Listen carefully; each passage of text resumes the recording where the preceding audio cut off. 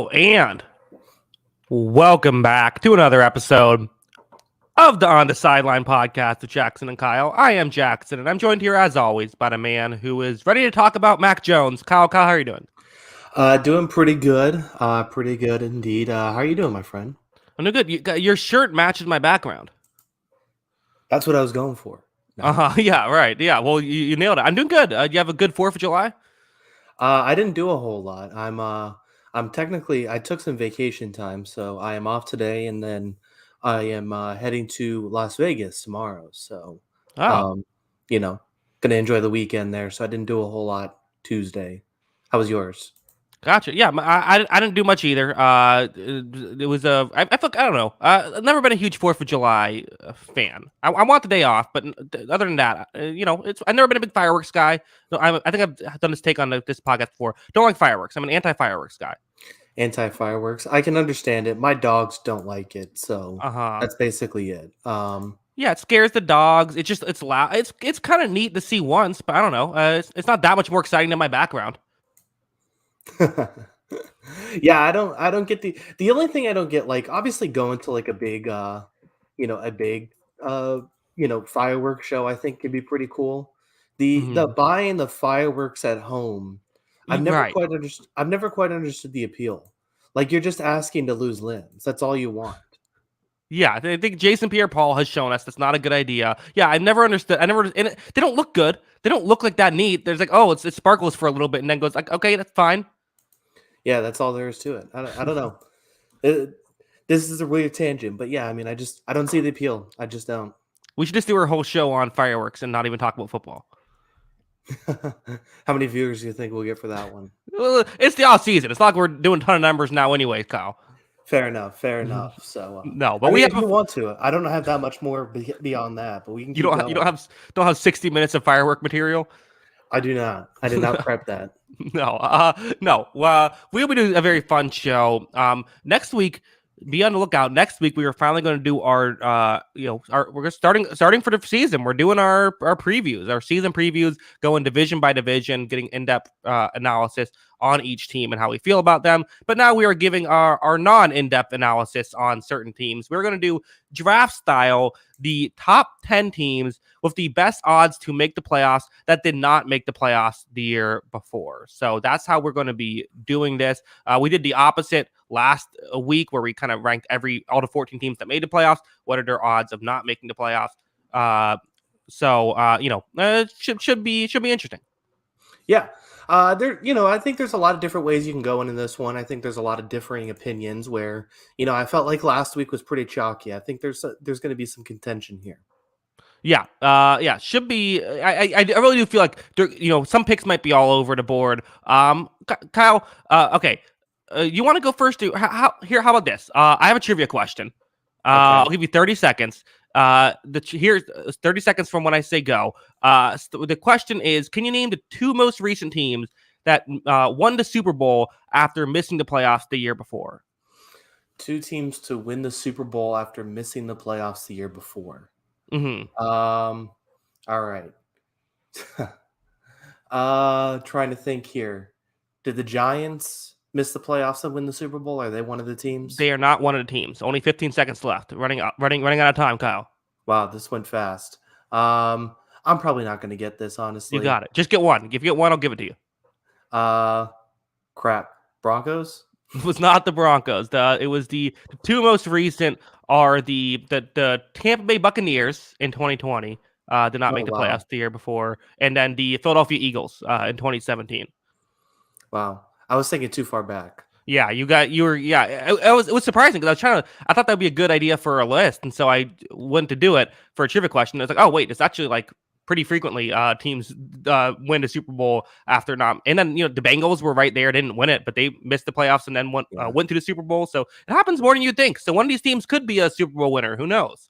Yeah, the Bucs was a miss on me. I gotta say, I wasn't really locked into them before Brady got there, but that was a miss. Yeah. Few who was? Who were? Only crazy people like me. Yeah, exactly. Mhm. So you got the first pick here. The board is completely open to you. Where are you going? Okay, this is I don't know. This is a an Andrew Luck situation. I think there's an obvious first overall pick. I think it's the Jets here. Jets, sh- were into playoff contention last year. Had a very good year last year, and that was with Zach Wilson and Mike White at quarterback. They go out and add not just a solid quarterback, but a potential MVP caliber quarterback. I think who's still a very good quarterback. I think the situation around him made him look worse last year. uh, this is a team that, on paper, shouldn't just be contending for a playoff spot. They should be contending for a Super Bowl. So I think that you can have your questions about Aaron Rodgers, but usually his questions are how he performs in the big games, not how he performs in the regular season. I think this is a team that should be a lock for a playoff spot. It's in the AFC, that hurts, but to me, this is a easy number one overall pick. Interesting. Okay, well, I had them second, so it wasn't a home run for me. Mhm. Um, I had them as the highest AFC team, but I did dock them because it is the AFC, and I think those playoff spots are going to be a lot harder to come by. And obviously, Rodgers is going to be a huge, equalizing factor to all this. Rodgers is one of the best in the game, has been one of the best for a very long time. But you can argue talent-wise, this is still the fourth best team in the AFC East. Obviously, the quarterback's going to make up more wins, but you could argue this team, if you go position by position and rank it, could be behind New England, Miami, and Buffalo everywhere else. And I think that's a big thing to overcome. Not to mention that you're going to be competing with potentially teams like Baltimore, Pittsburgh. I don't want to give away the whole list here, but there's a lot of teams Mhm. still competing for playoff spots in the AFC, which I just think is going to make it so tough. And I still have enough questions about the Jets as far as their offensive line, how their secondary pass catchers are going to play. I have enough questions about that to say, is this going to be enough for this team to make the playoffs in a talented conference? I get it. The situation is definitely tougher. I think it's a fair point, because it's possible that with them and who I'm assuming was your number one, there might be a multiple win difference in what they have to do, and that might be enough to close the gap. But I don't know. I still think the Jets are a very good team who probably should be winning 11 games this following season. Like I do think that there are some issues. I agree with what you said about if you take away the quarterback out of the equation, could you make an argument this is the worst supporting cast in the division? You could. I think you could also argue it's the second best supporting cast in the division too, above the Bills and the Patriots. I think there's an argument to be made. I think all three of those teams are kind of close. The Dolphins feel pretty clearly like the best supporting cast to me. But I don't know. Again, unless Aaron Rodgers is washed, I really have a hard time, or unless like this, defense is fluky, maybe the defense will take a massive step back. We've seen stuff like that happen before, but I don't think either of those two things are going to happen. And if neither of those two things happen, this feels like a team that's easily going to make the playoffs. Yeah. Yeah, I just think there's enough questions for me for to have them second because like I said, how's this offensive line going to protect Aaron Rodgers? I don't think he really handled pressure last season as well as he has in year past when he was winning MVP. And I think that could be a big problem with this offensive line. There's still a lot of unproven faces across this offensive line. And then, like you said, defense is fluky. They got obviously fantastic cornerback play last season, some of the best in the league. What if it's just a little bit worse? What if it's just slightly worse and this isn't a top 5 defense next season? It's maybe, what if it's closer to top 10, top 12 instead? And that slips enough for this to, the defense isn't going to win as many games. Yeah, but like, what if the Chiefs defense slips? I think you can kind of do that with every team. Yeah, absolutely. You could. Mm-hmm. But, you could do it with every team, but I think I still trust everything around the Chiefs more than I trust everything around the Jets. Sure, but my point is just sort of like the way this team doesn't make the playoffs is if things that we expect to be the case, and we have strong reason to believe will be the case next year, end up not being the case next year. So that's why I feel like they should be number one. Yeah. I guess, my question is right now, it's tough because, didn't prep for this, but where would you power rank them in the AFC? Yeah, it's hard because I think we both kind of said like, okay, the three real contenders, the three-headed dragon of the Chiefs, Bills, and Bengals, kind of those feel like they have to be like 1, 2, and 3 in whatever order you want to give. Most people would go Kansas City, Cincinnati, Buffalo. I do think that we also kind of, I personally feel like Miami is pretty clearly ahead of them. But I don't think fifth is like a crazy spot to have them. I don't think it is either, but that's kind of backing up my point though, where it's like, okay, so if they're fifth, a team from the AFC South has to make the playoffs, right? So that puts them at Mm-hmm. 6. You Mm-hmm. know, that's just 6 in the pecking order, and that's not taking into account the Ravens and a couple of these teams that are still in that conversation too. I just think it's going to be so brutal. The AFC, I mean, there might be 2 bad teams in the AFC, and they're all in one division. Yeah, I get it. I get I get the situation argument. So, did you have them as your number one team in the AFC? Yes, I did. Well, I guess so. Yeah. I mean, I would think so, unless you had, I don't know, the Patriots at number one or something. Yeah, I did not. I did not have the Patriots number 1. I had 2 NFC teams in my top 3 just because I feel like there's easier paths for them. And honestly, outside of my number, it of my top 5, I feel a lot stronger about the NFC teams in it than I do the AFC teams. Gotcha. So Yeah. I'll just move here to number 2 now, which is my number 1, which is the Detroit Lions, who, Hmm. you question their draft, but overall had a really strong offseason. They got a lot of pieces now coming into this team. They rebuilt the secondary, which should be a lot better, which was easily their biggest weakness last season. You get another year of Aiden Hutchinson, who looked every bit of that, didn't go number 1 overall, but looked every part of that number 1 overall prospect that he was going into the year. So you have this defense that should be leaps and bounds ahead of where it was last season. You have an offense that was clicking on all cylinders last year, has an elite offensive line. Jared Goff put together a very nice second half of the year. Amon-Ra St. Brown's a budding star at receiver. I think you have some questions about their secondary receiver talent because they let TJ Hawkinson go in a trade. Jameson Williams is still unproven, plus he's suspended. They let Jamal Williams and DeAndre Swift go from a really good rushing attack, but they're really excited about Jahmyr Gibbs and David Montgomery. That feels kind of like a wash to me at minimum. So Detroit Lions number 2 here. They're my favorites to win the NFC North, and I feel like they are going to win the NFC North, barring something crazy or like Jordan Love being as awesome as Aaron Rodgers or Brett Favre, which is a possibility, I guess. But that's why I got Detroit going number 1. Yeah, to me, there was a clear top 2. To me, I think the Jets and Lions were clearly they were the 2 teams that I was like I felt pretty confident could be will probably make the playoffs this year. And I think that you're right with the situation of the division they're in.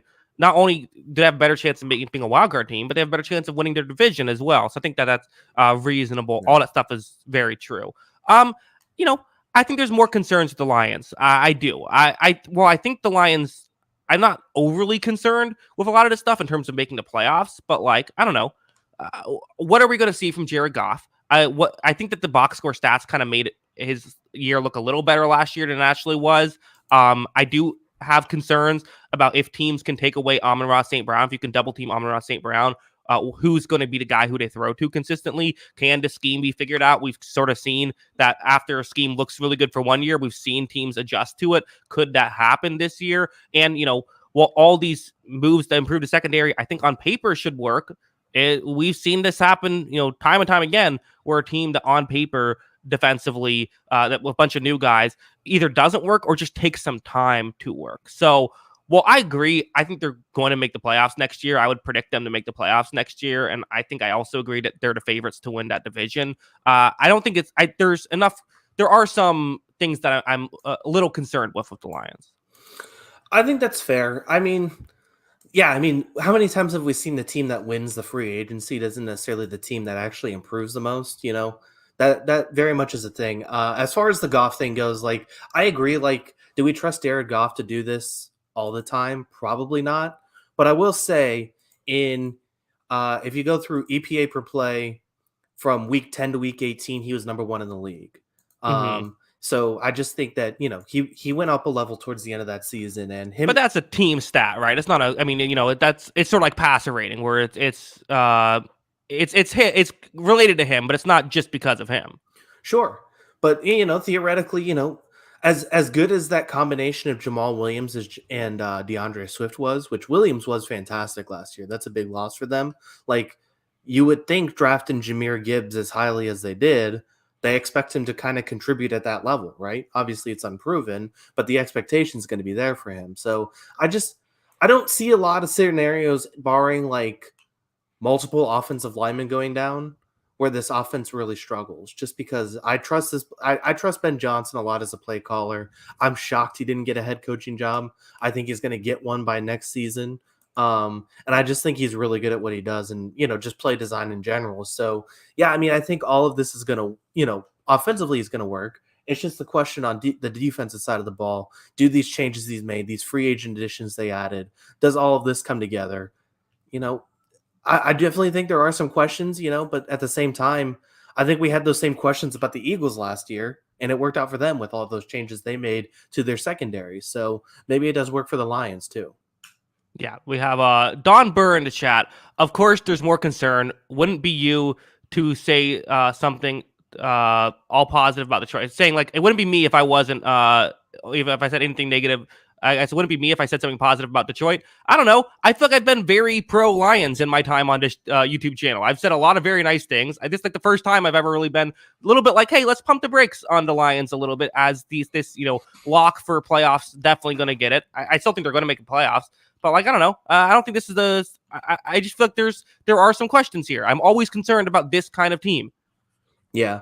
I mean, I get it. Like, and not to mention, like, I think I said this a couple weeks ago, and I say it again. If the Lions were wearing a Pittsburgh Steelers helmet, we'd feel a lot better about this team heading into this season. But the fact that they are the Lions, it shouldn't be a preconceived bias, but it is a preconceived bias. Obviously, it's something we have to think about.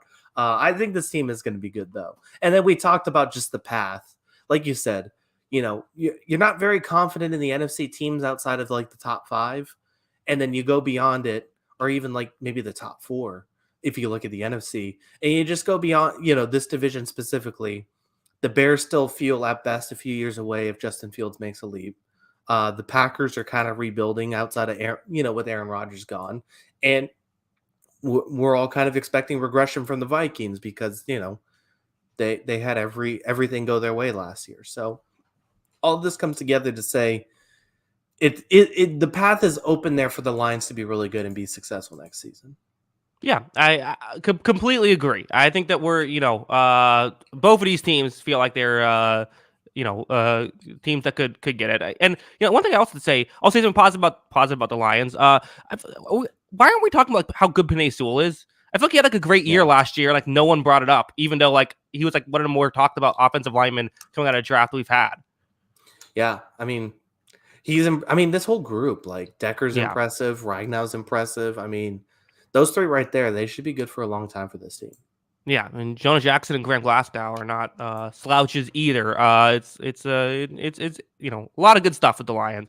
Let's move on to number 3. I'm going Denver here. I think Denver is number 3, and there's a lot of ways I thought about this. I'm going to AFC. You're sticking with a lot of NFC teams, but I'm because as you mentioned, you have 2 in your top 3. For me though, I just feel like with Denver, I think the Sean Payton stuff should help enough. I think it should do a lot well. And we're getting into the teams now. I don't think any of these other teams are like, oh yeah, I'm predicting them to make the playoffs. They might make the playoffs, and some of these undoubtedly will make the playoffs. But I think that the Sean Payton stuff is going to help out with Russell Wilson a lot. I think that's going to happen. I think having a healthy receiving core is going to help out this team a lot. Having a better offensive line is going to help out this team a lot.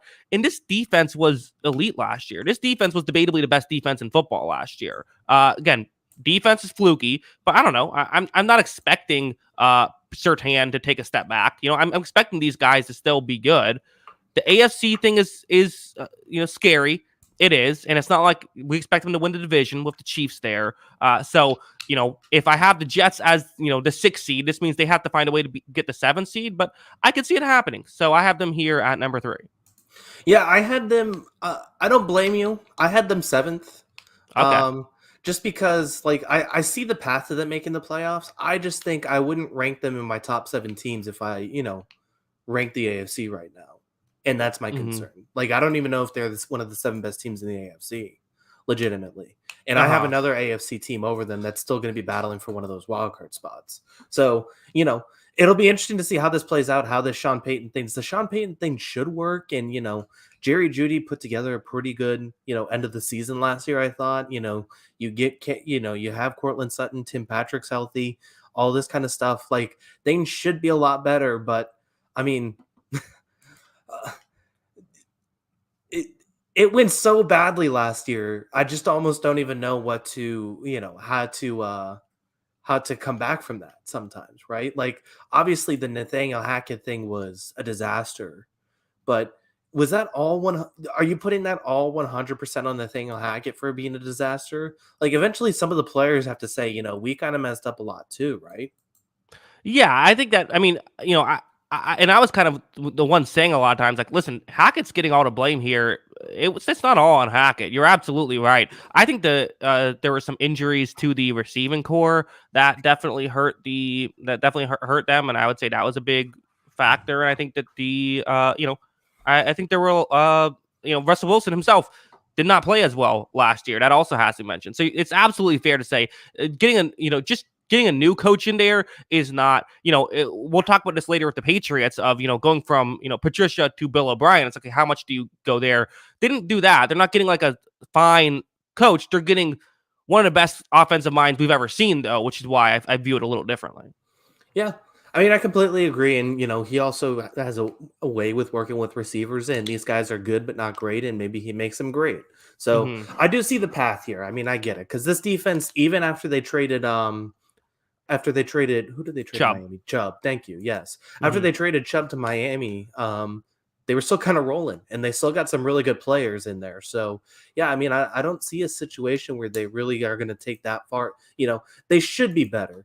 But there's also the chance that Russell Wilson is just washed, and it's over, right? Yeah, absolutely. Absolutely. Like I said, we're at the point already with 3. We're at the point where it's like none of these teams I feel like are locks for the playoffs. But the way I kind of view it is almost like, I don't know, what are the odds Russell Wilson goes back being Russell Wilson? Is it 50%? Okay, well, if he's Russell Wilson, I think this team makes the playoffs. So, like, if we're doing predictions, they're not number 3 out of these, this group of teams. But that's not what we're doing. We're doing teams with the best odds to make the playoffs, and so that's why I have them here at 3. Yeah, I can definitely see it. I'm interested in watching this team, especially early on, because they have all these pieces, and I mean, if they spent what they did on the coach and what they did in free agency and all this, and didn't make the playoffs again, and especially if it's like because Wilson is that bad, like this is a panic situation, right? Yeah, then it's just I don't know what you do in that spot. I mean, then you're bad for a few years. It is what it is. Trade away everyone, trade away all your draft picks for these next couple years. Push them down for future draft picks in future years because you're just going to suck for a couple years. Yeah, I think I agree. So, All right, ready to move on? Yeah, number 4. Where are you going? All right, I was shocked this team didn't get picked. We talked about it a little bit last week too. I mean, like. I don't think they're the 3rd best team on this list, but I think they're the most likely to win their division of the group of the teams still on this list, and that's the New Orleans Saints. So I had them 3rd on my list. I just, I do think there are some, I agree with what you said last week. I do think there are some holes with this team. None of it is perfect. I think Cameron Jordan took a slight setback last year, which played a part in their defense struggling at times. Lattimore's kind of been hit or miss his entire career, but he was more missed last season. You just go through the list of those guys, and you say, okay, there's some problems there. But at least with the addition of Derek Carr and, maybe you get something out of Michael Thomas, who knows? Like, this team should win the South. And that's basically where I'm putting it, is like, that, if we're talking about paths to the playoffs, I think the Saints have the easiest paths of the teams remaining to make the playoffs, because I do think that they should be the best team. And if they spend all this money and don't make the playoffs, that's a little bizarre. Sure. I mean, I get it. You're definitely paying more attention to the situation than I have been in this draft. I think that's kind of the main thing, because I think we both probably, I mean, I'm not quite as high on the Saints in general as you are as well. I think that's a factor. I don't think the Saints are clearly better than a team like Carolina, which is in my top 10 as well, because I do think that they're probably the favorites to win. But for me, it's like, I don't know, a 30-35% chance that I would give them to win the division. Like, I don't think, maybe a little higher than that, but I don't think it's like they're like overwhelming like 80% favorites to win their division. And I think if they don't win the division, they're not making the playoffs. I don't think this is a team that's winning. I guess maybe they could win like 9 games, so maybe it could happen. But it doesn't feel like a team that I really trust to, win 10, 11 games this year. I think there's a lot of holes on this roster. I did not love the Dennis Allen, coaching tenure so far in New Orleans, and they're just kind of a team right now that without Sean Payton, I am betting against. Yeah. I mean, honestly, Dennis Allen might be my biggest concern with this team.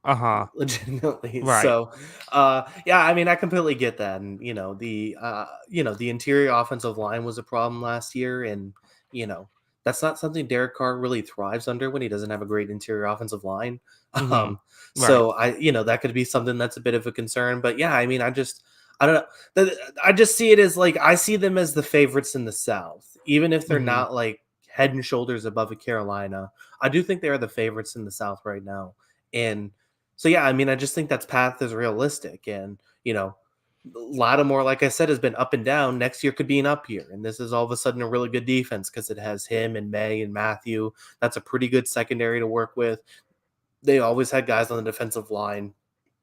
Demario Davis is obviously legit. Like there's a pathway to this being like a top, 7 or 8 defense in football next year. And then you just need enough from this offense to kind of get by. And I think they are going to get enough with Derek Carr at least. Yeah, I think that there's a good chance that this team, finds a way into the playoffs for sure. I think that I do have some other concerns. Like, I have some concerns about I thought Chris Olave was very good last year as a rookie, but like the other stuff of what are we going to get out of Michael Thomas here? What are we going to get out of A.T. Perry, who was a I believe was 6th rounder, who we both liked, but like what are we going to get out of him if he fell? Usually, the NFL is right when guys fall like that. What's going to happen to this receiving core? Are we is Taysom Hill going to be a significant option here? I'm assuming so. And I don't know how I feel about Carr. I think Carr will be good. There's just some questions here with the Saints is all I'm saying. So I see the upside, but I also see the floor of this team. Yeah, I think I agree with that. And then the other part is like, can they keep getting good Alvin Kamara seasons? Right. How much longer can they continue to get that? That's the thing is just on paper, this team could be a 10-11 win team, right? Like on paper, all these guys are like, if they have what they're not even their best year, like their third best year. If they all have their third best year, this is an easy, like not just, playoff team because you play in the NFC South, but just playoff team in general. It's just like, we can say that about so many different teams. Like there's like, I'm always nervous of that team as well, of the team with like 15 question marks, where their fans, of course, are going to say all these question marks are going to be answered and it's going to be great. But typically they don't all get answered. And the questions are which ones will be good, which ones will be bad, and what can they do with that? Right. Yeah. I do think it is fair to ask some questions of this team. I don't know. Like, I just find it hard to believe that this Carolina situation is going to be ready that quickly. Like, I like Bryce Young, and I think he's pretty ready-made. But with the amount of skill position, they shipped out all their skill position talent. And so if that's what you're competing with, like, I don't know. Like, I see a very real scenario where they go 6-0 in this division, even though I don't think this division is separated by a lot, because they match up with all these teams pretty well. Yeah, but it happens, I mean, it's just like, yeah. That's we can try to put like there's 3 other teams in a division. One of those other 3 teams is going to be all right. I didn't expect Carolina to win 7 games last year. Yeah. I don't think anybody expected Atlanta to win 7 games last year. Right. Yeah. It's like some team is going to win at least like 8 games in that division outside of New Orleans.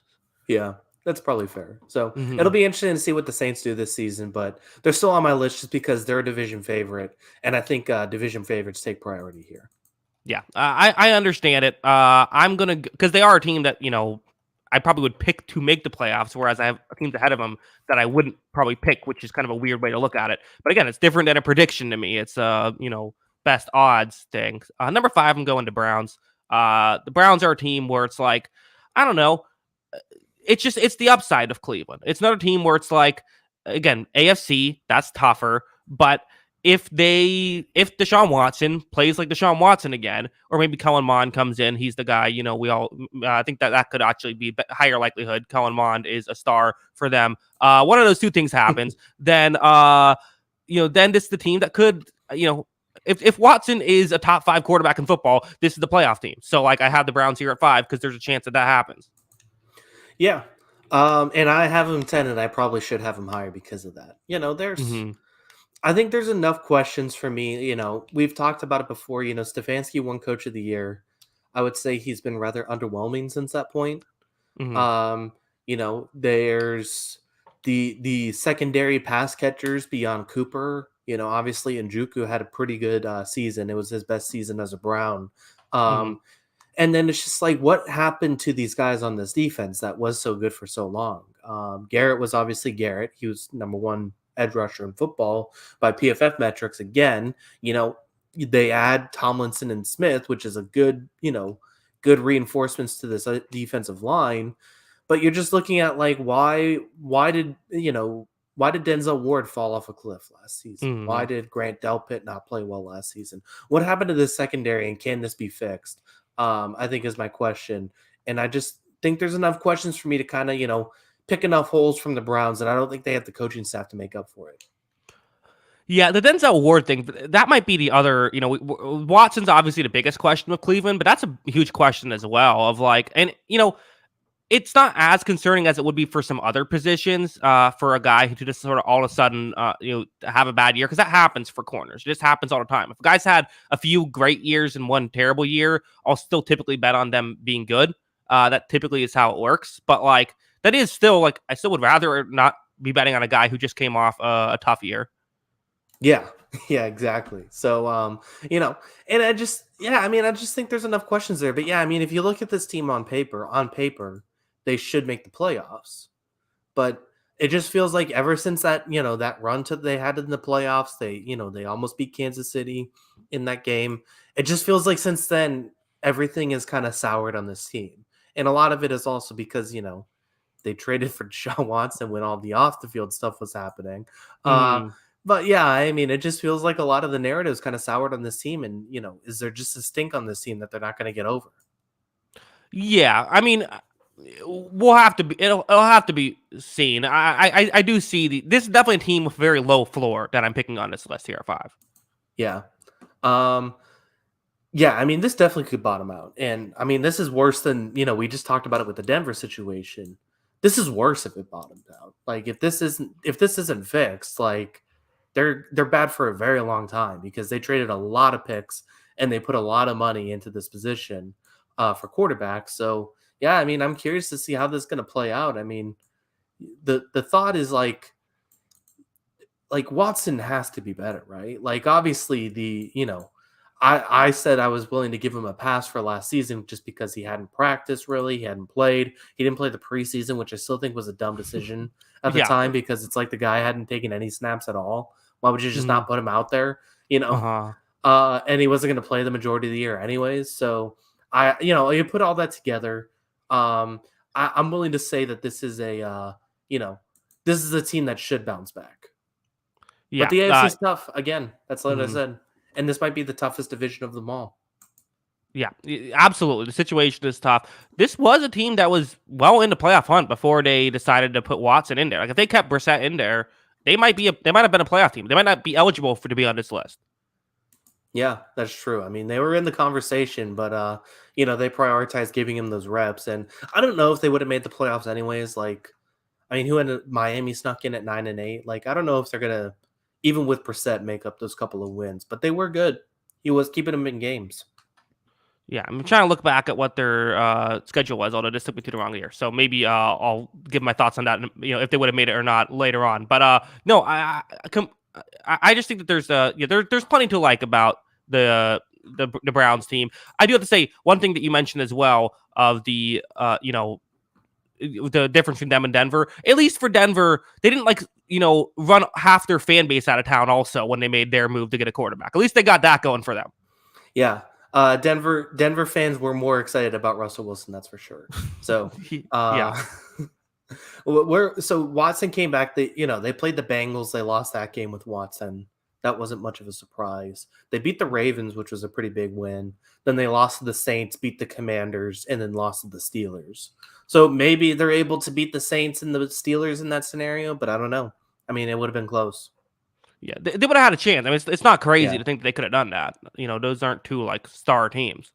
Yeah, exactly. So it would have been interesting to see how that went down the stretch. But yeah, I mean, obviously they prioritize, they paid him a lot of money to play quarterback, so they might as well put him in there. Yeah, absolutely. Number 6, where are you going? One of those teams I just mentioned, I'm pretty bullish on them. I think they should finish top 7. I really like this team, and I think they're going to be good. Give me the Washington. Give me the balls here. I like this balls team. I like what they're doing, and is it going to be Sam Howell? Is it going to be Jacoby Brissett? If Sam Howell beats out Jacoby Brissett, then I'm going to be pretty bullish on Sam Howell for next season. I'm willing to give him the shot if he beats out, a pretty good starting caliber quarterback. Like we said, he was doing some pretty good stuff with Cleveland last year. So if he's able to win that job, you know, more props to him. Like I think, they didn't obviously, solve all of their problems on the offensive line, but I do think they got a little bit better. Their running game should be better now that Brian Robinson's better healthy to start the year. You look at their receiving core. Terry McLaurin. He's a stud. Curtis Samuel proved he's willing to be that number 3 guy, and Dotson, kind of lived up to the hype as that first round pick. I thought he had a very good, productive rookie season. But part of the reason why I really like this team is you just look at this defense. It's not a perfect defense. It's not ready-made. But if you look at their key position areas, they are good. They're good at corner. I like their safety situation. I like their edge rusher situation. Even if Chase Young isn't 100% healthy, Montez Sweat's kind of taking that leap. So I like this secondary. I like edge rusher, and I like him at receiver. And those are the kind of traits I like in a good football team, is having those things. So give me the Commanders as a team that I think could make the playoffs. Yeah, no, I had him. I had him on my list. I had him at 8, so I had him a couple spots further down. There's definitely stuff to like, but again, it's the question marks thing. And for every one of these teams, there's going to be some question marks, and it's just like I don't know. Brissett had a very good year last year. There's no denying that. He was a very good quarterback, but he wasn't an elite quarterback. And again, I thought Carson Wentz had a pretty good year with the Colts outside of one horrific game, which even that game I thought that he got too much blame for with Indianapolis. Then he goes to goes to Washington and it's a complete mess. Taylor Heineke wasn't much better. Maybe Sam Howell's good, maybe Brissett is good. I'm not willing to sit here and say that they will have good quarterback play this following season necessarily. Maybe it's a coaching thing, I don't know. But there's still some concerns there. It's like, I don't know, feels like we're asking Emmanuel Forbes to come in and be good right away, which could be, there could be some growing pains there in the secondary. But no, this is a team that I absolutely think should be at least, they were 8-1 last year. Feels like they're going to have another season around there this year to me. So I could easily see them sneaking in. Yeah, I mean, there's a couple other guys too. Like I think you mentioned Forbes. Obviously, he's the first round pick. You're going to be asking a lot for him. Yeah, it was up and down last season, but he was a rookie. I'm willing to give St. Juice another chance too at corner. He was a guy I liked. Or this is year 3 from him, but I'm still willing to give him another chance to get better too. There's a couple guys here for depth as well at the secondary spots. So yeah, I mean, I just think it's going to be interesting to see this. This group as a whole, and I don't know. Like they had bad quarterback play and went 8-1 last year, and like while we don't, we don't know for sure that Howell or Brissett's going to be good. It should be better than last year, and they went 500. And like I don't know, I wouldn't be shocked if they jumped the Giants this season. I wouldn't be shocked if they jumped the any of these other teams that are battling for playoff spots. Like it doesn't seem inconceivable that they make it 6 or 7 seed. Yeah, no, I totally agree. I totally agree. In fact, maybe I was a bit too low on them. I was just thinking about Washington though, because it feels like every year we feel this way about Washington. Of like, why aren't they better? Why aren't they a playoff team? They don't really have any flaws on this roster. They don't have any holes here. Yeah, every year they kind of just are stuck in this mediocrity. Is maybe their issue like they don't have enough stars? Like I feel like who are the players that we look at and are like, I mean, they have good players for sure. They have good players. You brought up Terry McLaurin. There's Montez Sweat. Jonathan Allen's very good. Cameron Curl, the safety. Like, is there any guy you're sitting here and saying, "Oh, that guy is"? You have to game plan around that guy. Like, you cannot. Yeah, I don't know if they have anyone. Yeah, I mean, this past season, I think it was 2 years ago. You could probably find an old podcast where I said Montez Sweat was a Defensive Player of the Year sleeper. which obviously hadn't really come to fruition yet. But last season was the first real season where it felt like he was a star on the field, right? Like he felt like Hmm. a legitimate difference maker. And, you know, I think McLaurin's obviously fantastic. I would say last season was the first time we really saw him with other weapons that you had to account for. And, you just think if like Dotson gets better, Robinson's healthy, you know, Samuel is still going to be Samuel. Maybe that's enough to kind of push him even to that next tier of receiver because you can't just double team him. You can't try and take him out of plays because there's a lot more, I feel like this is the most skill position talent Washington has had in quite some time. And I feel like that's always been kind of their biggest weakness is secondary guys beyond McLaurin. Yeah, no, it's very fascinating. We have someone in the chat sort of bringing up the competition. One of the rare times where you look at a team in the NFC who maybe doesn't have the easiest path because while they do still have they still can get in as a wild card. Got to play Philadelphia twice, Dallas twice, and the Giants twice, which Giants aren't a team that you can just they're not quite as good as those other teams, I think, but they're still a team that made the playoffs last year and beat you 1.5 times last year. So it's not the easiest in the world to get to the playoffs out of the NFC East. Yeah, it is 3 playoff teams, so it's a little bit tougher, but there still is a chance that they're the third most talented team in that division, and there's still winnable games in my book on this schedule. Hmm. Obviously we're still kind of waiting to see what some of these teams look like, but there's still a chance that they're able to beat teams like the Patriots, like the Rams. There's still winnable games in my book. Sure. Totally agree that there's I could see them making the playoffs. It seems like you're getting all the NFC teams, I'm getting all the AFC teams. Cuz give me the Pittsburgh Steelers here at number 7. The Steelers who were a tiebreaker away from making the playoffs last year. Now I think the conference got tougher, so it's going to be, going to take more for them this year to get back in. Again, the part of why they fell I think is due to the AFC. It's hard, but again, they should have a full year of TJ Watt. I think that should help a ton. Like they really ask a lot out of him. I do think that secondary could be better. I think Patrick Peterson was good for Minnesota last year. I think that's an interesting flyer to take. I think that this could be a much improved defense than what we saw it from last year. And again, if Kenny Pickett continues to develop and continues to get better, I think this is a team that has a chance to make the playoffs. Yeah, I've said before on one of our off-season podcasts, I think this could be a sleeper in the AFC, no doubt. Hmm. I think a lot of it comes down to the development of Pickett and the development of Pickens. That Hmm. connection is going to be huge because we've been waiting for the Steelers continue to be the benchmark for drafting and developing receiver talent in the league.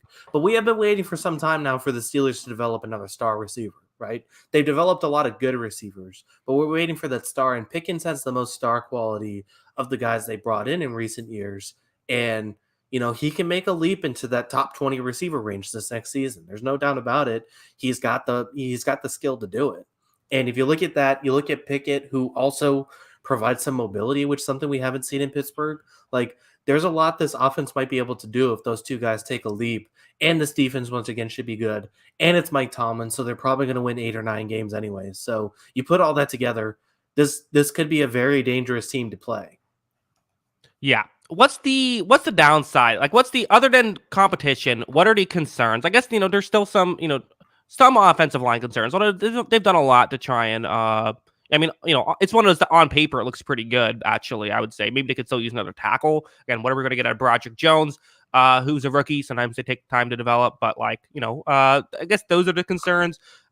Maybe it's the receiving core of Deontay Johnson, who's your favorite player in the world, also George Pickens. Those are two good players, but and then I guess you have Freiermuth as a third option, but maybe not necessarily a great one out of those three guys. So maybe that's the other concern. Maybe some of these, secondary question marks are the concern. Probably that, right? The biggest question is, maybe the secondary has some flyers on it.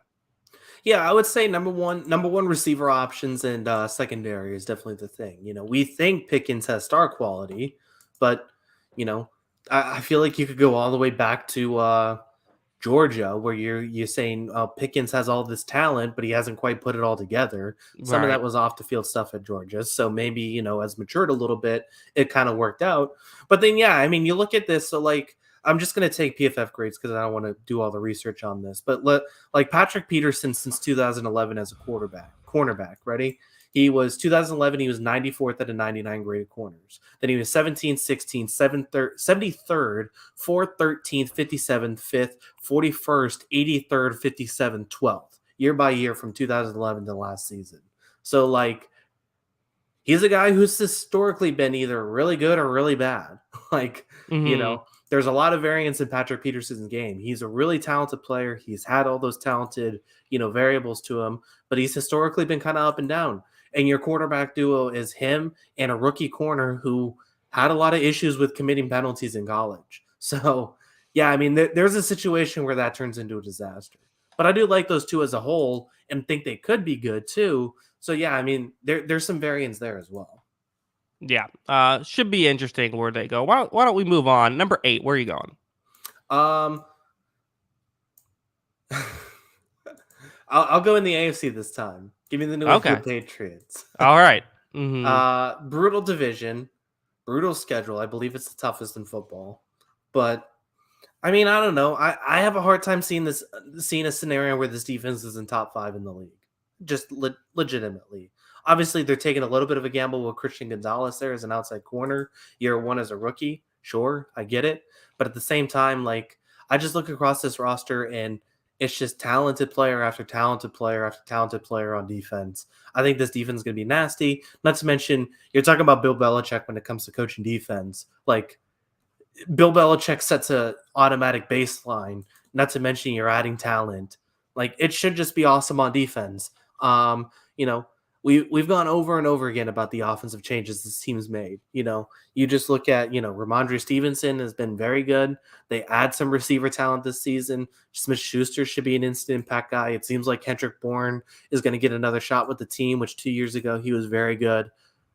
Maybe there's a DeAndre Hopkins down the line. We'll see. Fingers crossed. I'm hoping for the best there. So, yeah, I mean, between that, the play calling stuff, which we've gone over probably a billion times, so I don't need to go over it again.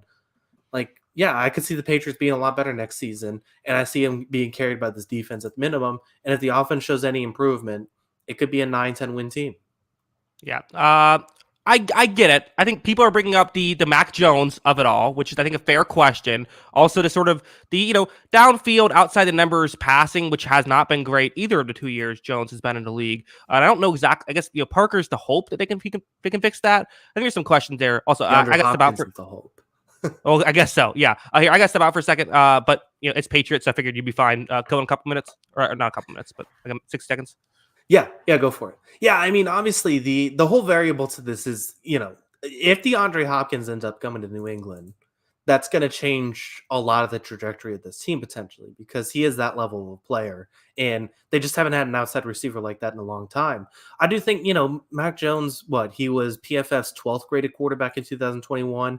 Last season, he was 24th. Obviously, it was a huge step back, but I'm just willing to, I'm willing to put the mulligan on it if there is improvement early on, because it was so bad last season with the coaching, with the decision making, that I'm willing to give it another chance with Bill O'Brien. And, outside the numbers is a bit of a concern for him because he just doesn't like throwing those passes. He likes easy completions. He likes high percentage of completions. But a quarterback's job is going to get a lot easier on the outside if there is Devontae Parker out there for the whole season, which he did miss some games, and then even more especially if DeAndre Hopkins is out there too. So, that is a little bit of a fingers crossed on Hopkins, but Parker should help that. Smith-Schuster should help that a little bit. So I'm cautiously optimistic about this offensive development, because I do think there's better play on the line of scrimmage. I think they got deeper at tackle, and it should be better at offensive tackle. And you just look at the receivers here too. I do think it's going to get better for Mac Jones, and it's going to be a make or break season for him. So I absolutely think that the Patriots can be better on the offense side of the ball because of that. All right, I'm back. So I didn't hear any of that, but I'm assuming it was great stuff. I thought it was pretty good. Basically saying, the outside the numbers stuff for Mac Jones is a concern. I just love the idea of you saying all that stuff and then having to repeat all of it to me right when I get back. for the Yeah. podcast listeners. Everyone loves listening to this, right? You know, I do think some of it's a concern, but having a full season Devontae Parker will help. Potentially, if they get DeAndre Hopkins, that's going to help the outside of the numbers throwing too. So, you know, we'll see what happens there. But I do think that this offense should still be better. At minimum, it should be better on offense, even if it's Yeah. not great. Yeah. I mean, yeah. Are we doing a little thing though? I feel like we do this sometimes. Of like once Patricia's gone, sort of similar with the Nathaniel Hackett thing. Like once Patricia's gone, it's all going to be better. I think there's still the concerns are still the concerns, right? I mean, that's a possible explanation, but it's not like that's definitely the explanation. Yeah, I mean, it's a possible explanation.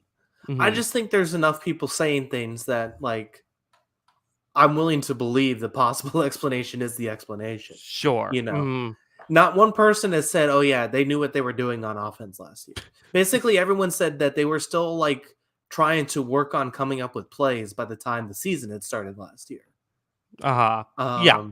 No, So it was tough. I had the Patriots at number 9 on my list. I'm with you. I have them, not necessarily high up on the list, but yeah, they have a chance to make it. I'm assuming you also brought up the situation's tough. Of that, that division is a bloodbath. yeah, it's Warren Sharp's most difficult schedule in football too, which his strength of schedule has to do with predictive analysis. So it's not based on last year record at all, and so he had it as the most difficult, which is a concern. It's the most difficult division in football, I think. So you just look at those two things. Yeah, absolutely. I mean, there's a real chance the Patriots could still, even as an improved team, go 0-6 in that division. So I don't know how to answer that one. Yeah. Also, Shadow Elephant said Patriots passed on Metcalf. Kyle, did you know that?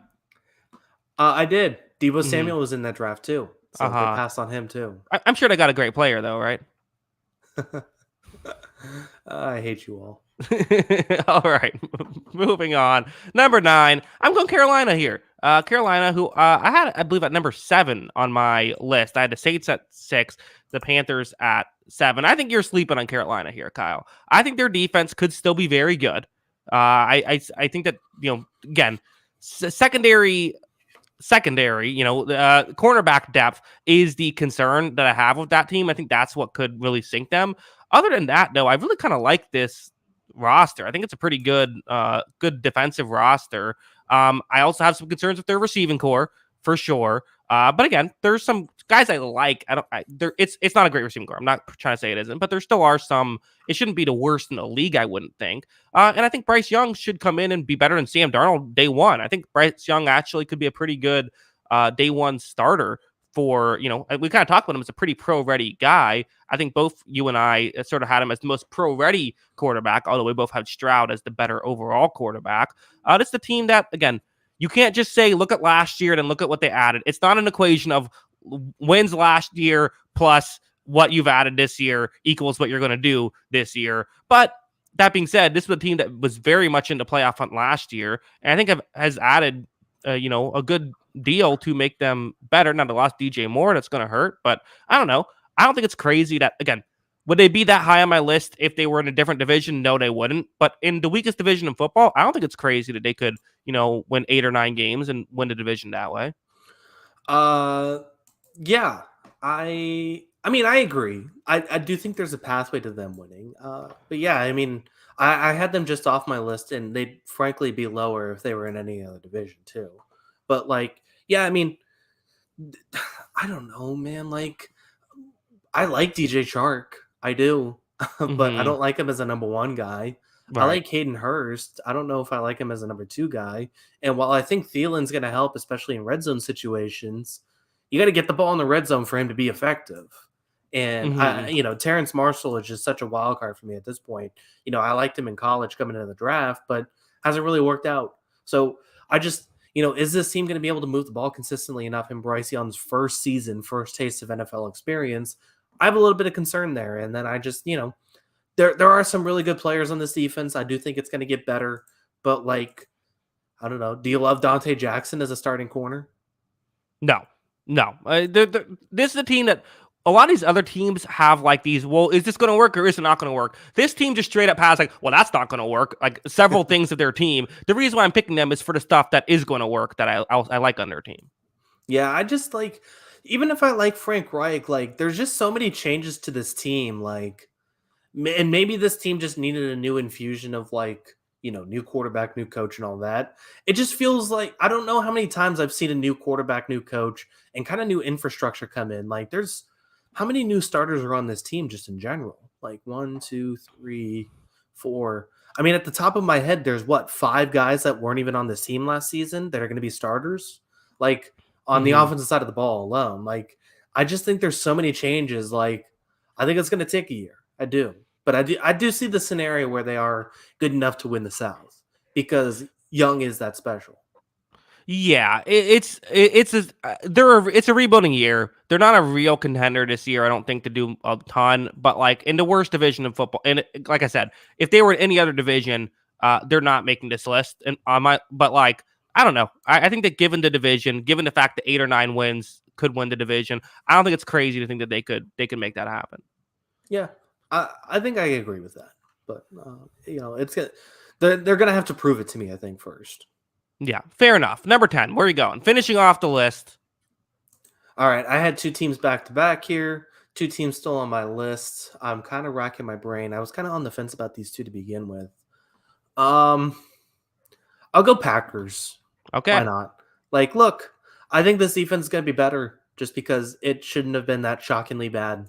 A lot of the guys who struggled too were young. Like Darnell Savage struggled. I think he could be better. Eric Stokes struggled. I think he can get better too. It was kind of a down year for him in year two. You know, I didn't love the Quay Walker pick at the time, but he still showed flashes of being a pretty decent player. Like outside of pushing referees and such, or trainers, whatever it Right. was. Hmm. That was obviously not good. But he still showed flashes of being a kind of competent player. So, maybe he bounces back too. You look at that, it fixes the run defense. And, you know, what if Jordan Love's all right? And if he's all right and this defense bounces back and, we were projecting this could be the best defense in football before last season. If it bounces back and plays at that level and Love is just all right, like that's probably going to be a playoff team in the NFC, honestly. Yeah, it's not a bad pick. I didn't have them on my list, but I had two honorable mentions. They were one of them, so I could totally, I can see it. Again, it's the Jordan Love thing. Playing in his first NFL season, I'm not expecting it to go particularly well, just because it typically doesn't. So you have, and you also, I don't know if he's in the best position to succeed. I do think they're going to run the ball a lot and try to set up play action and stuff like that. But I don't love this receiving core because think about that, not loving the Packers receiving core. Who'd have thought? That's an issue. I also do think it's like, again, well, yes, all those young players could get better. They also could not get better. So that's Mhm. just a question mark. But I agree. I think they belong on this list. Even though I had another team ahead, I think I'm with you that I would actually the Packers should be. I'll move them to 10th on my own personal list as well. Yeah. I mean, it is going to be a lot of Jones and Dillon. That's just the nature of what they're going to run on offense. But, Yeah. if they, Christian Watson had a crazy second half and he was a guy I was really high on the draft, he could be really good again. If he is like he was in the second half of the season, that's a pretty nice number one option to have. And, Hmm. Dobbs had some moments, so maybe he turns into a nice second guy. And all of a sudden they're putting together a pretty decent receiving core with those two. Jones and Dillon are going to take a lot of the bulk anyways. Like there is a path to where this offense actually plays pretty well. Okay, I want you to not look at the wide receiver depth chart. Can you name a third wide receiver other than Romeo Dobbs and Christian Watson on this team? They just drafted Jaden Reed, right? They did just draft Jaden. There you go. Okay, fair enough. You got me. You got it. All You right. win. You would have won that. I guess he's a second round pick. So I guess there's hope there. But again, it's not like we're talking about a lot of great options here. Yeah, I mean, if you're going to ask me if I'm concerned, yes, I'm concerned. I'm so Yeah. concerned, even if I know who Jaden Reed is. So, Right. you know, Forgot you watch a that, lot of college football. My bad. yeah, it's like, I'm still not, overly optimistic about this group going into next season. Yeah, but there's the upside kind of is fair enough to put them on the on the roster. And you're right. Maybe Jordan Love maybe he'll have better than a typical first year as a starter because of, the fact that has sat for several years. I had two honorable mentions. Let's talk about my two honorable mentions were the Titans and the Falcons. Both I put on the, Titans can never count them out. They're a team that does feel like they can, find ways to win football games. And I still think they should be all right if Tannehill and Henry are both, playing and healthy.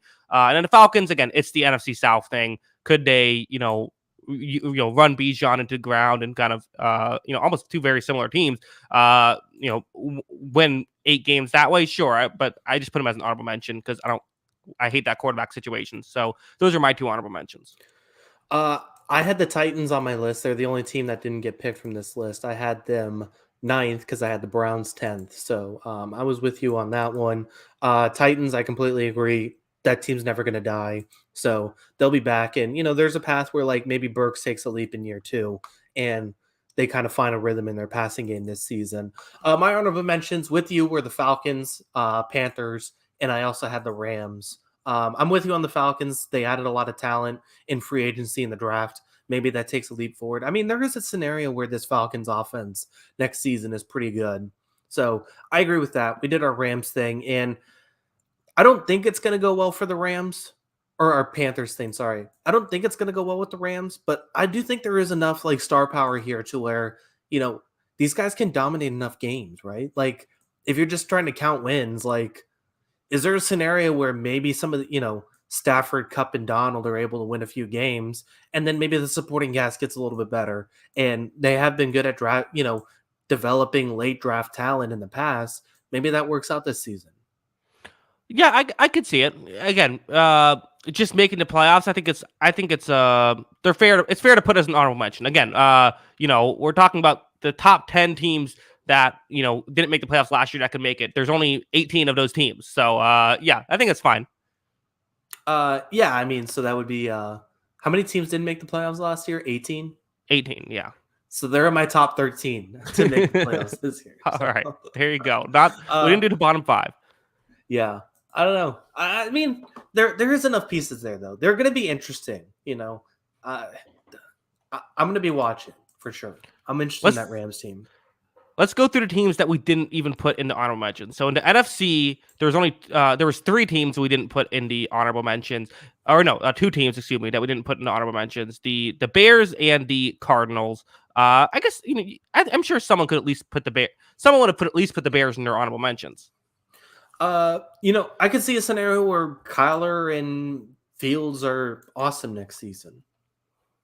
Yeah, and maybe those 2 teams are both more competitive than we thought. I just think talent-wise, those 2 teams aren't ready. Personally, like even if Fields and Kyler are awesome, like outside of DJ Moore, who do you love on the Bears to be like that blue chip guy that's ready to go? They got those 2 linebackers, so those guys will be okay. But I just don't think there's enough there for the Bears to be competitive next season, outside of like maybe 6 to 7 wins. And then the Cardinals, there's just not enough talent outside of Kyler.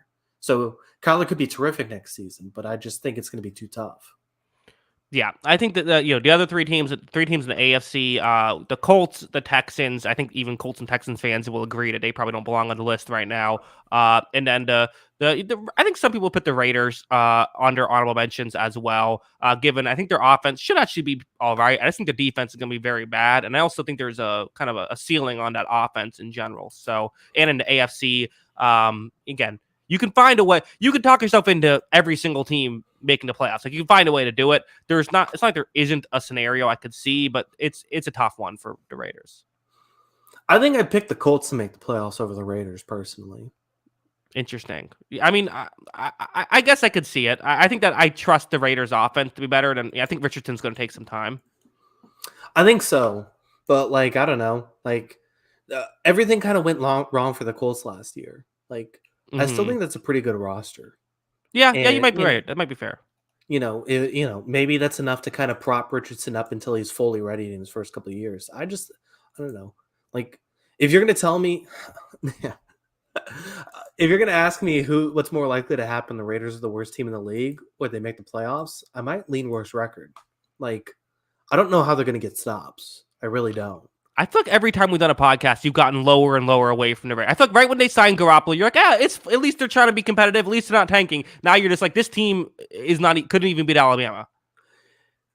I didn't say that, but like I It don't was know. implied. I know Waller was hurt and struggled, but they got rid of him for nothing. And Yeah. even if I like this offense, like they have one good offensive lineman, maybe two, and then it's Jacobs and Adams. That's what I'm excited about. Like Well, throw it up to Devontae and hope for the best. you have I think Hunter Renfrow Renfro. and Jacoby Myers. I think that's a pretty good receiving core. Yeah, I don't know. I'm interested. That's another thing I'm interested. Like I wouldn't be shocked if Garoppolo sucks next year. Well, that is a very real, like, what's he going to do outside of the Shanahan scheme is a real question too. The Raiders aren't going to be good. I'm just saying. I think that there's at least I'm with you. I don't think the Raiders are going to be good. I think their defense is a mess. I think their offense could be fun to watch potentially. Yeah, I just I don't know. Like obviously we understood that we've been propping him up for the Shanahan thing, but like what if it's just like, oh, it was all Kyle Shanahan the whole time? Yeah. Well, at least you have Aiden O'Connell to take over. I liked him in Purdue. Had Sure. some moments. They should have got Charlie Jones, honestly. Him and Charlie Jones were a connection last year. I didn't really spend a 4th round pick on Aiden O'Connell. I thought it was like a 7th.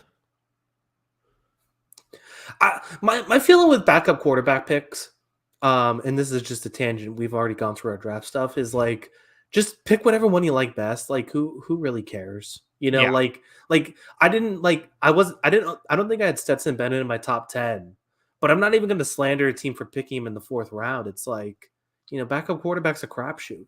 Nobody had Brock Purdy last year, and Brock Purdy was the best backup quarterback draft pick.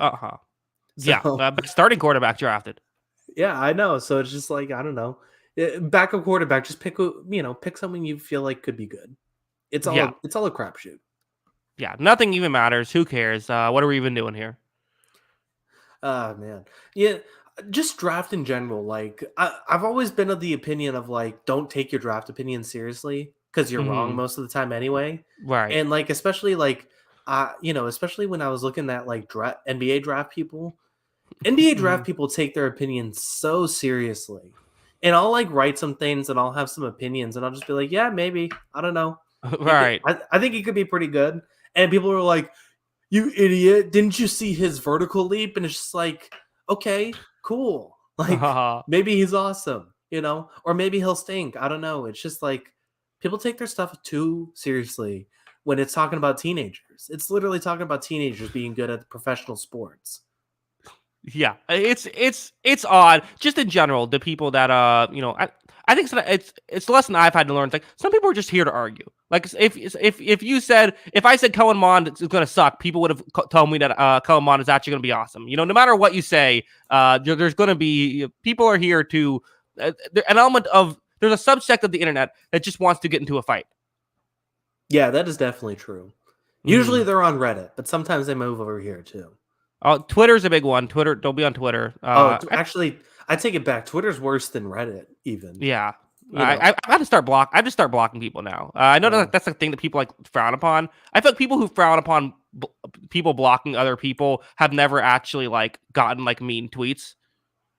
I would agree with that. I think you just expect the meanness on Reddit. It's just like that's what you're signing up for.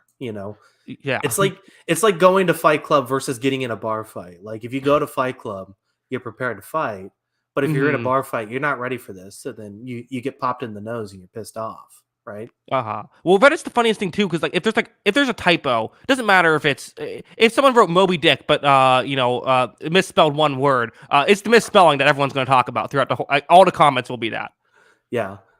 Reddit is an awesome website. I don't even care. Yeah, it's great. It's the best. And so is all the people arguing. Keep doing you. Glad we can, glad I can create a forum here on my YouTube channel for you to find a place to yell at other people. It's great. I'm glad, and then they can find each other. People can find other people that have similar interests, which is fighting on the internet. It's great. Yeah. It's fantastic. I mean, it's just crazy. And then everything that's a Reddit thread now, like I see like there are Reddit threads about podcasts, specific podcasts. Yeah. Like it's wild. What a time. What a time to What be alive. what a time to be alive. Kyle, I will let you go so you can get ready for your trip. Let us know, but first, let them know where they can find us on Twitter before we head out. On that, if you want to argue with us and say mean things to us on Twitter, where can you find us? Make sure to follow us on Twitter. That is at Jackson Kruger. Make sure to follow me at by Kyle Gronin. And make sure to follow the account page at On the Sideline JK. That is at On the Sideline JK. Yes, of course, if you like audio only podcast, anywhere you get your podcast, search On the Sideline podcast. You can listen to this. If you don't want to see our ugly faces, you can do that. Yeah, but why wouldn't you want to see us? That's true. Yeah, I think most people here, you would have understood me talking about my background matches your shirt reference at the beginning of the show if they weren't watching. Yeah. I mean, you get to see this tank top action going here. It is very hot. So, there's a lot to tune in for. Yeah. Have you ever had it happen where like you listen to a podcast for a while and then like before you don't know what the people look like that you listen to and then like you finally see what they look like and it's like doesn't match up? Yes, actually, that's true. Yeah, it is pretty funny. I wonder if there's anything like that. If you're someone who's found us online, found us on the audio only feed, and has never checked out the YouTube channel, check out the YouTube channel and tell us what you think of us. If you're surprised or not. Yeah, definitely let us know. I feel like we're exactly who we are to a T. Like you listen to us and you see us. I mean, I don't know. Maybe I'm biased against myself, but it's just like, oh, look at these two losers. Here we go. Yeah, I remember one time there was one. I'm like, I listened to a podcast and there's a guy. And I'm like, oh, I thought he was like, I don't know. I thought he would be like a really like overweight guy. Like, that's what it sounded like. With like, I don't know. I pictured him like long hair and like a bushy beard. And then I listened to him and I finally like see him like on a video version. And he's like this like super ripped guy that's like in great shape. Like probably like, like 180 pounds, like no body fat. I'm just like, this is not what I was expecting at all. Yeah. Catches you sometimes by surprise. Yeah. Yeah, I don't know. Although I think apparently now I'm thinking about it. Sorry, I know we're going long on stuff nobody cares about. I remember before I showed my face on videos too frequently, a lot of people thought I was like a kid. Like I thought I was like 14. I do remember one time we got a comment that said our voices are a combination of NPR and Hard Rock Radio host. Okay. I'm assuming you're the NPR and I'm the rock radio host. I guess it could be reversed. I don't know. Yeah, I was actually thinking the other way around. I don't know. Maybe we both just want to be the rock radio host. I don't know. I don't know who it is, but I thought that was pretty funny. Yeah, I like that. Yeah, okay. So thank you to everybody who comments on our videos. Leave a comment. We like hearing what you had to say. We read them. We don't really respond, but because I don't know. Why don't we respond? We'll respond to a comment. We'll each respond to a comment on this YouTube channel before the next podcast. All right, sounds good. Oh, one last thing. So next week we are doing the division preview. Did you have a specific division you wanted to start with?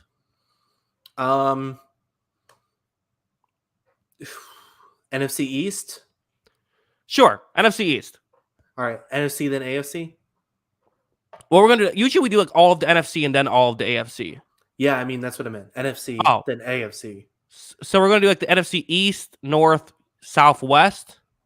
Yes. Just go down order. Okay, sounds good. All right. Well, that's our next 8 shows. You can prepare accordingly. We were doing the NFC East, the Eagles, Cowboys, Giants, Commanders. Should be a lot of fun. So be on the lookout for that. And until next time, have a good one. Peace.